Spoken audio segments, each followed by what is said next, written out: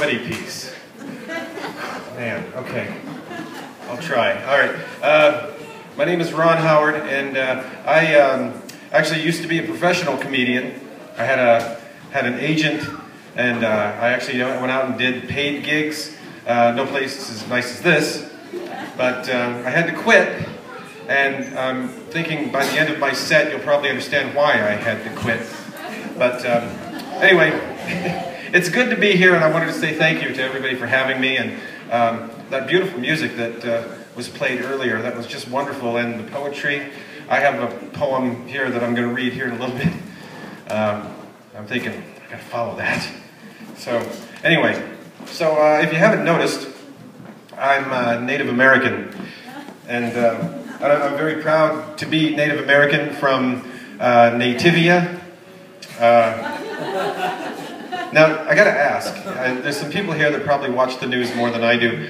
So, did Sarah Palin really say that we're from Nativia?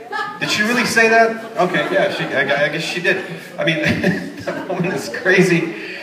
Because everything that comes out of her mouth is some sort of Alzheimer-laden rant from some drunk woman who's high on cocaine, something. But you know, I mean, everything she says, everything that comes out of her mouth is crazy. I mean, she was on Fox News the other day. And the thing is, what makes her even more annoying is that she sounds like she's from that woman from that movie Fargo. You know?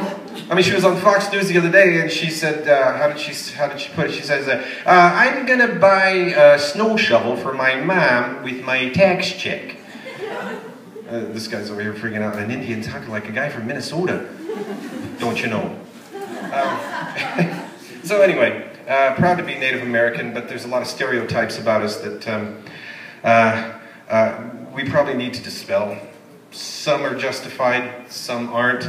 Like the fact that natives all drive res runners, res rides. I mean, how many people actually have one? Raise your hand. See, I guess, well, there's 1, 2, 3. Okay, good. So, not all of us drive those. I kind of do. My very first car, and I apologize to the children here, but my very first car was a res runner. It was a 1963 Dodge son of a bitch. And it went from 0 to 60 whenever it wanted to. And sometimes I wasn't even in the car. It would just start up and start chasing cows through some guy's pasture. I couldn't open the windows, though, because they were painted shut. But after 900,000 miles, I figured, okay, it's time to sell it. So I ended up selling that, and I got the cheaper version of the Dodge son of a bitch. It was a 1978 Plymouth Bastard.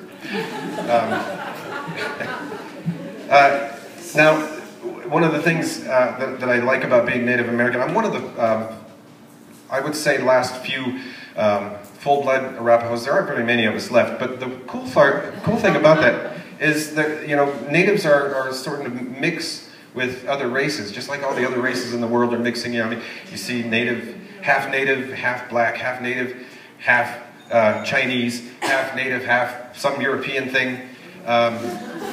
No offense, because I'm outnumbered. But this past summer, I was on the reservation, and I met a guy who was half Arapaho and half Jewish. And I found that amazing. I mean, I'm driving down 17 Mile Road, and up ahead I see a car with 4 flat tires, and this guy standing out, and he was, you know, kind of decked out on his way to the powwow, obviously. And so, me being the cool guy that I am, I pulled my car over to see if he needed help. So I get out of the car, and before I could say anything, this guy is just going nuts. He's kicking his car, and he says, "Can you believe this? Can you believe this? I paid $12 for these retreads, and the damn things didn't last me 6 months. Here I am, in the middle of the highway, on my way to powwow. I got a back seat full of kosher taco meat and fry bagels going bad. I think I got the crabs from a toilet seat from that bingo place down the street. And to top it all off, these arch supports and my moccasins are killing me. Oy vey! Isn't it?" Okay, on to something a little more serious. So, I have a conversation once in a while with fellow natives about how we're all like sellouts, and how our lives were so much better like 300 years ago, before the white man came. And I got to thinking about it. Well, let's do an experiment. I decided to just go out in the middle of nowhere and live like a native did 300 years ago.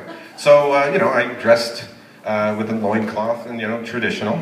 Got myself a horse, named him Yellow Snow, and went out to the middle of nowhere, and for 6 months I lived traditional, I ate traditional, I dressed traditional, I hunted, I fished, I built a teepee. Is that how it went? Okay, good. I remembered. And so for 6 months I was out there doing that, and then I came back on my horse, my bareback horse, with the conclusion that we have it better now than we did back then, but for a lot of reasons. One reason in particular, have you guys ever tried riding a bareback horse with just a loincloth on? Nothing between you but a little piece of leather?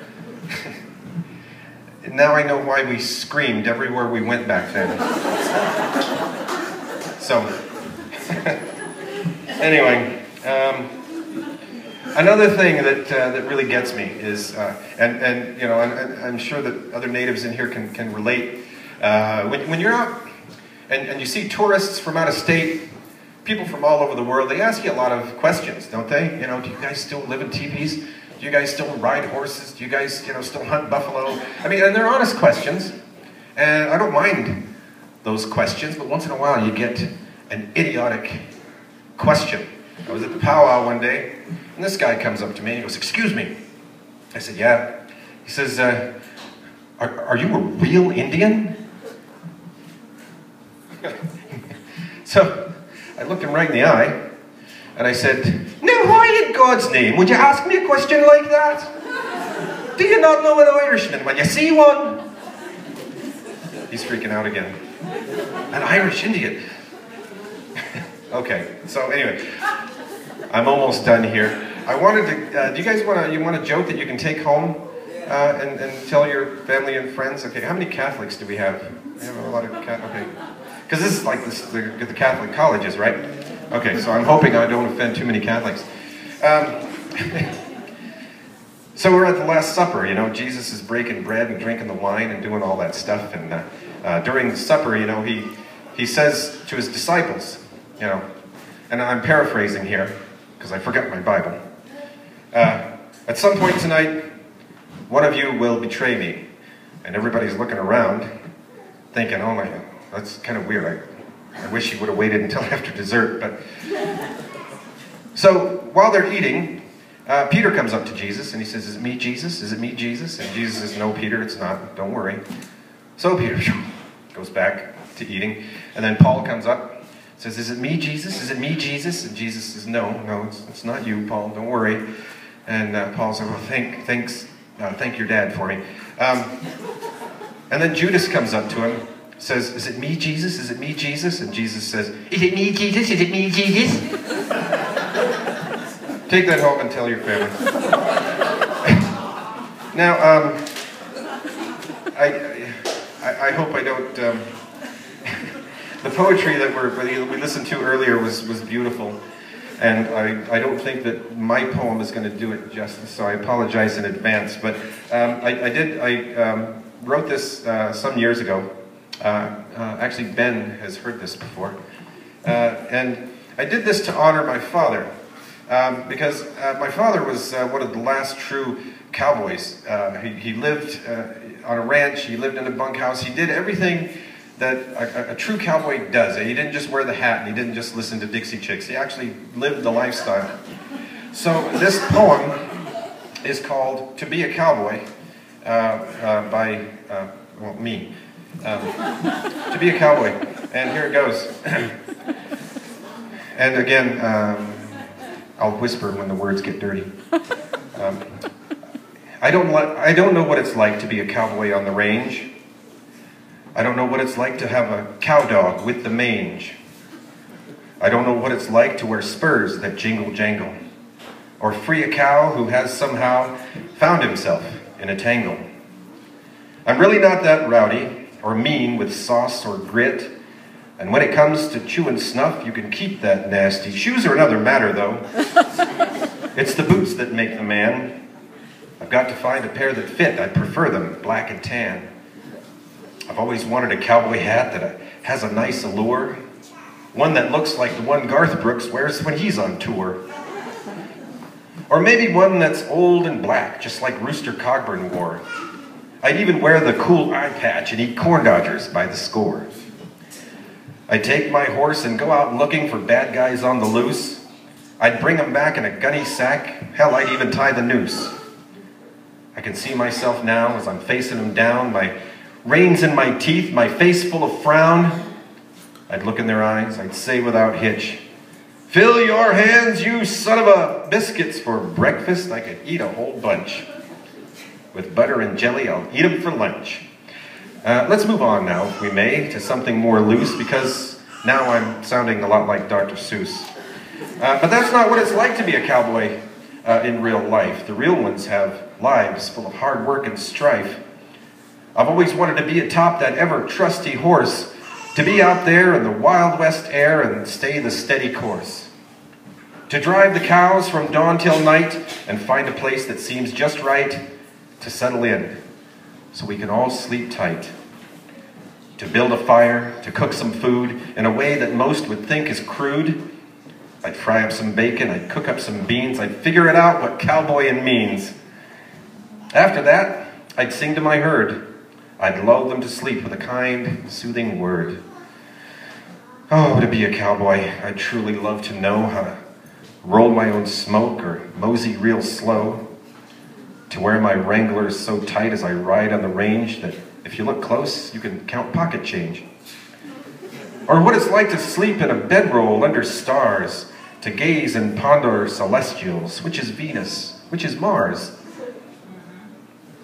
I've always wondered how I'd cope with lying in the mud as I try to sleep and slap at bugs that bite and suck my blood.